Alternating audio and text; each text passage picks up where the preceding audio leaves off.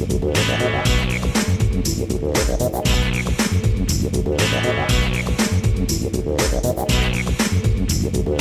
senhor Michel Temer não tem mais as condições de governar o Brasil. Não tem condições porque está envolvido num crime de corrupção. E dizer, líder do PT, que o presidente Michel e a sua equipe não têm condições de tocar o país é ser cego, mudo ou malvado. Não cabe mais o trâmite dessa medida provisória, para contraditar, apesar do Supremo Tribunal Federal ter determinado o retorno para a apreciação da casa. A oposição está aqui lutando para derrubar essa medida provisória para que você pague os 60 hectares. Só pode que seja isso.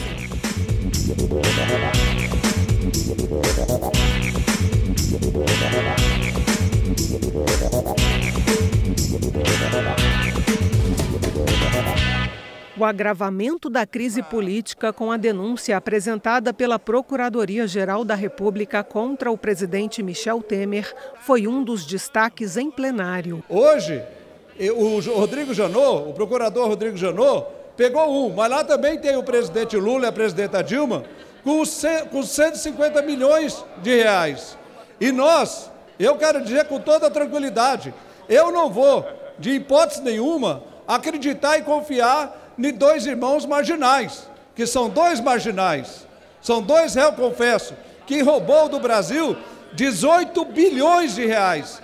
18 bilhões de reais daria para o BNDES emprestar 1 bilhão para 18 mil empresários no nosso país. Esse é os irmãos Joelhos. E nós estamos tratando do presidente da República que está tentando tirar o Brasil dessa crise que foi deixada pelo governo do PT e governo Dilma. E nós vamos conseguir. Sabe por que nós vamos conseguir? Porque a maioria absoluta dos deputados e deputadas dessa casa quer o melhor do nosso país. Eles querem geração de emprego. E é isso que nós temos que... Nós não podemos cair numa aventura de fazer com que tenha uma nova eleição e que o Brasil vá ao fundo do poço mais do que está. Isso é o que os partidos de oposição querem, porque eles querem o quê? Que nós viramos uma Venezuela. Esse é o sonho dos partidos que governaram o Brasil 13 anos e que colocou o Brasil de joelho perante o mundo. A tentativa de defesa que nós acabamos de ouvir de um deputado ligado ao governo Temer fica entre o patético e o inacreditável. Para defender Temer e o próprio Temer para se autodefender, decidiram agora que o caminho é dizer que os irmãos Joesley e o outro delator são criminosos. Até aí eu estou de acordo, cometeram crimes graves. Mas a pergunta qual é e que eles não respondem desta tribuna? Por que é que estes criminosos reuniam com Temer, deputado Caetano, a hora que queriam, sem marcar agenda, e o que é pior, dias depois de reunir com Temer, no Palácio do Jaburu, um dos assessores mais próximos de Temer foi buscar uma mala com 500 mil reais de propina. Eu pergunto ao deputado que me antecedeu nesta tribuna, aquela mala com 500 mil que Rodrigo Rocha Loures, deputado do PMDB, homem de confiança de Michel Temer, pegou naquela pizzaria, aquela mala não é de verdade?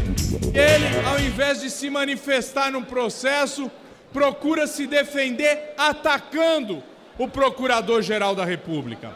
Atacando o Procurador-Geral da República, fazendo uma ilação de que ele está envolvido com outro procurador que pediu demissão e foi contratado pela JBS. Ora, se o presidente da República tem informações de irregularidade na Procuradoria-Geral da República, ele deve informar ao povo brasileiro, ao Congresso Nacional, quais são essas irregularidades para que se faça uma investigação ou para que se puna quem deve ser punido. O Senado Federal, em especial, deveria solicitar essas informações, porque o Senado pode revogar o mandato do Procurador-Geral da República. Então, nós aqui queremos repudiar esse tipo de ação e dizer claramente que esse governo não pode continuar. O senhor Michel Temer não tem mais as condições de governar o Brasil. Não tem condições porque está envolvido num crime de corrupção. Ele está sendo acusado com fatos demonstrados pela Polícia Federal, com gravações, com filmes que foram amplamente divulgados ao país.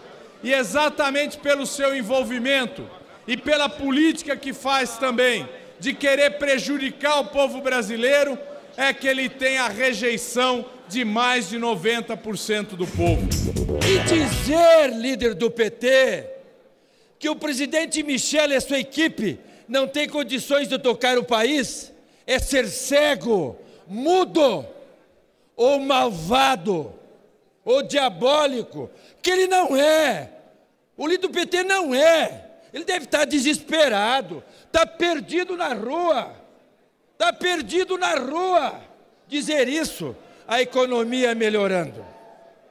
E mais, é só ler a Constituição, artigo 5º, parágrafo 56, que nenhum brasileiro pode sofrer denúncia em cima de provas ilícitas. De provas ilícitas.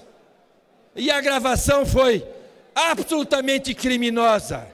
Absolutamente criminosa. Não se grava padre, não se grava pastor, não se grava amigo e não se grava o presidente da República. Pode ser de qualquer bandeira. E um bandido e facínora que financiou muita gente, treinado por alguns procuradores, foi gravar o presidente. Esta fita tem enormes erros de sintonia, não tem valor jurídico. E o senhor Janot, que tinha até perdido a roupa de petista, mas nos últimos 30 dias perdeu-se de novo. E politizou a PGR. E está lá agindo para o Lula voltar. Na quinta-feira, foi lido em plenário o documento enviado pelo STF, em que o procurador-geral Rodrigo Janot denuncia o presidente da República por crime de corrupção passiva. Demonstrada a existência de fatos, elementos de materialidade e autoria delitivas, o Procurador-Geral da República oferece denúncia contra Michel Miguel Elias Temer Lulia e Rodrigo Santos da Rocha Loures, pelos crimes acima descritos, bem como requerer, após a instrução e o regular exercício da ampla defesa pelos réus, o acolhimento da pretensão punitiva estatal, ora deduzida, com a condenação dos denunciados. A decretação da perda da função pública para os condenados detentores de cargo, emprego público ou mandato eletivo, principalmente por terem agido com violação de seus deveres para com o Estado e a sociedade, nos termos do artigo 92 do Código Penal. O deputado Miro Teixeira quer que a denúncia seja devolvida ao STF. Se não houve da parte do advogado do presidente uma petição dizendo que dá-se por satisfeito, se considera notificado e abre mão dos 10 dias. Ele está cumprindo a rigor o que dispõe a lei, atendendo a uma notificação. Não poderá reclamar depois. Se isso não aconteceu, se não tem aí nesses autos uma petição do advogado dirigida ao Supremo Tribunal Federal, abrindo mão desse prazo de 15 dias, aliás, o prazo de 10 sessões da Câmara, do prazo de 15 dias, nós podemos, na frente, enfrentar uma nulidade. Porque sempre que um acusado, investigado ou réu não é intimado, notificado ou citado, dependendo das circunstâncias, a Justiça é muito clara nessas decisões e considera nulo o processo, nulos os autos, desde aquele momento em que deixou de haver a exigência processual. Eu temo pela Câmara dos Deputados. Eu penso que a matéria teria que ser devolvida ao Supremo Tribunal Federal. Essa peça que foi lida aqui, de mais de 80 páginas, ela foi encaminhada para cá, até porque houve uma solicitação, uma petição do advogado do presidente Michel Temer para que ela fosse encaminhada logo para essa casa, porque o interesse que esse momento seja abreviado e que tenha celeridade, que tenha rapidez, é o interesse do próprio presidente Michel Temer, é o interesse do presidente dessa casa, Rodrigo Maia, é o interesse da bancada do PMDB, é o interesse de todos os deputados que querem o melhor do nosso país, para que nós terminamos logo com essa passagem, que nós possamos analisar, votar, e eu quero deixar bem claro aos meus colegas que antecederam antes. O que está sendo pedido para essa casa, é importante que eles entendam isso. Nós iremos votar se vai abrir o inquérito contra o presidente ou não, se ele vai se tornar réu ou não. Não existe réu ainda. Existe uma solicitação para essa casa para, no momento que nós votarmos, se nós aprovarmos, ele se torna réu. Se não, não. O pessoal está muito mal informado. Não existe isso.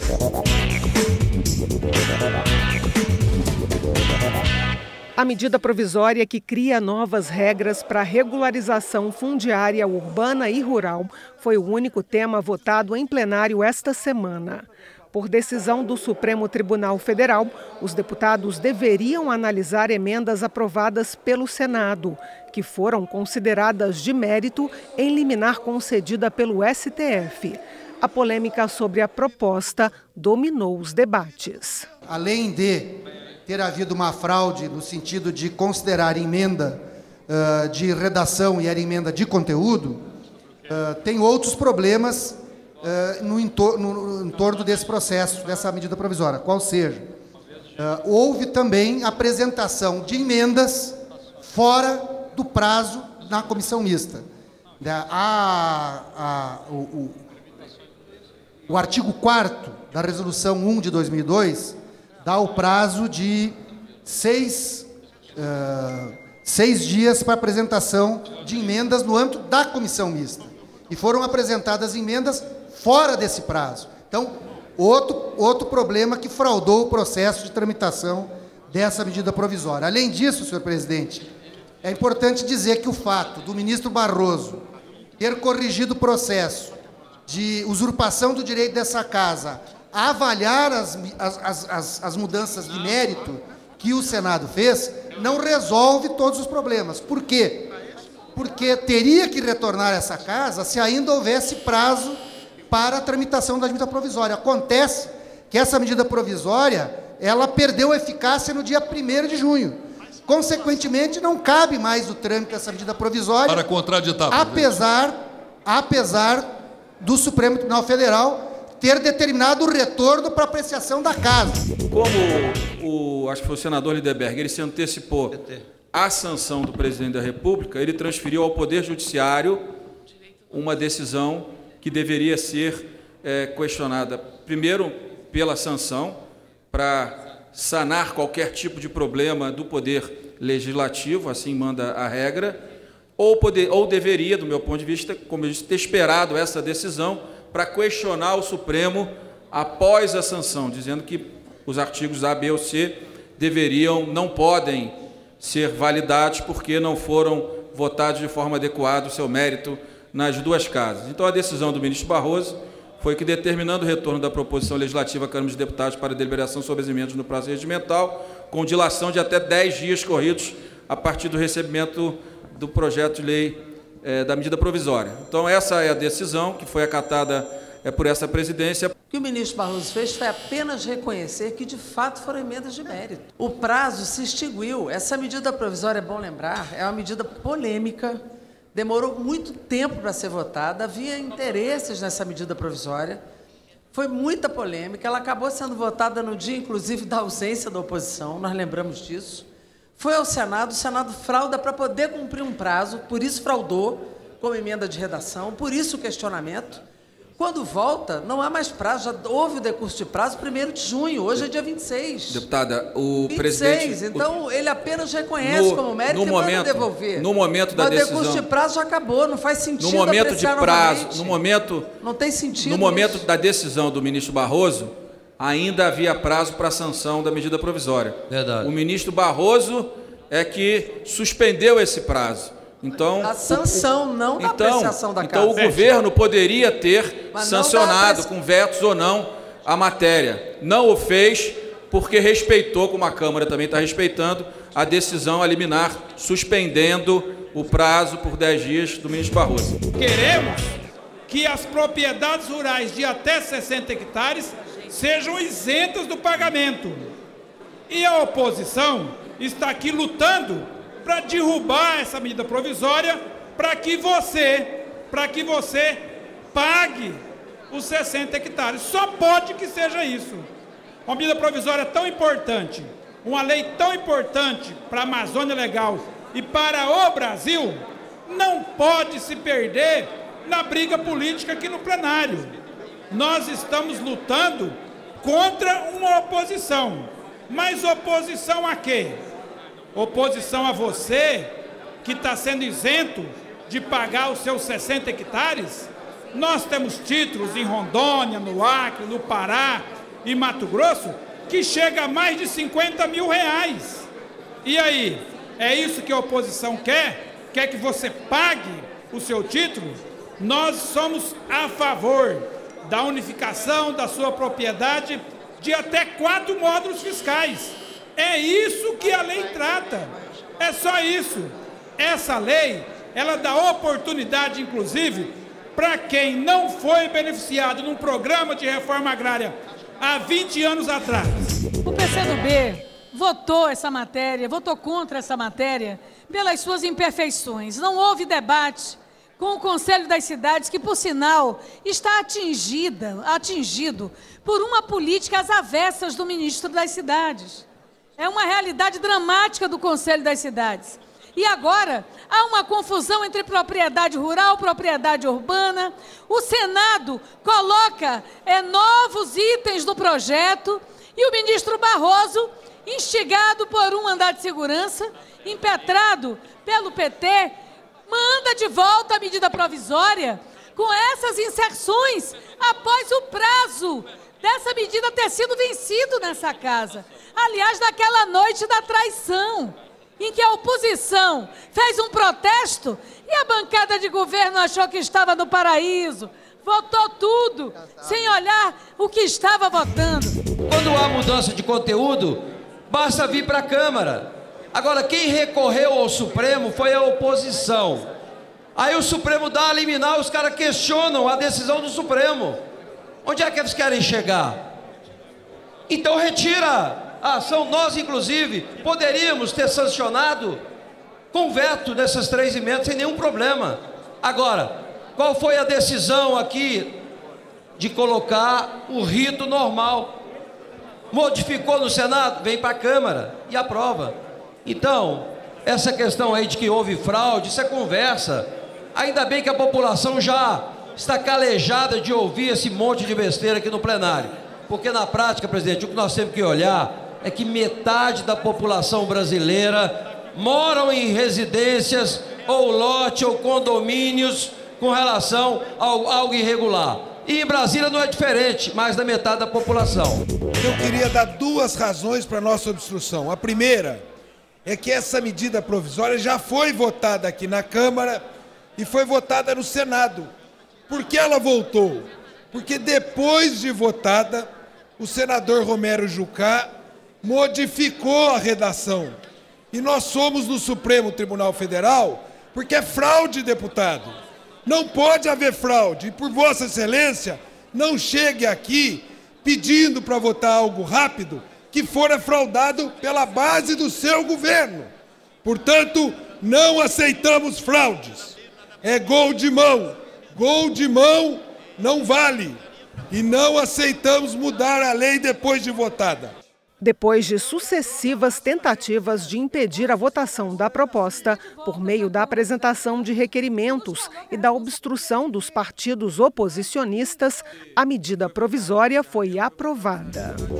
Entre 2003 e 2016, foram 400 homicídios de indígenas na disputa por terras, além de 707 casos de suicídio, um dos índices mais elevados do mundo entre populações indígenas, denunciando a desesperança quando suas lideranças são sistematicamente assassinadas sem que ninguém seja punido. Temas de interesse nacional, debates em plenário, a reação e propostas dos deputados, fatos e opiniões. Livros de Karl Marx, Engels preferem ter Paulo Freire, mas retirarem a Bíblia das comunidades terapêuticas. Há motivos para que tenhamos um Brasil melhor e tirar a religiosidade do povo brasileiro é uma violência.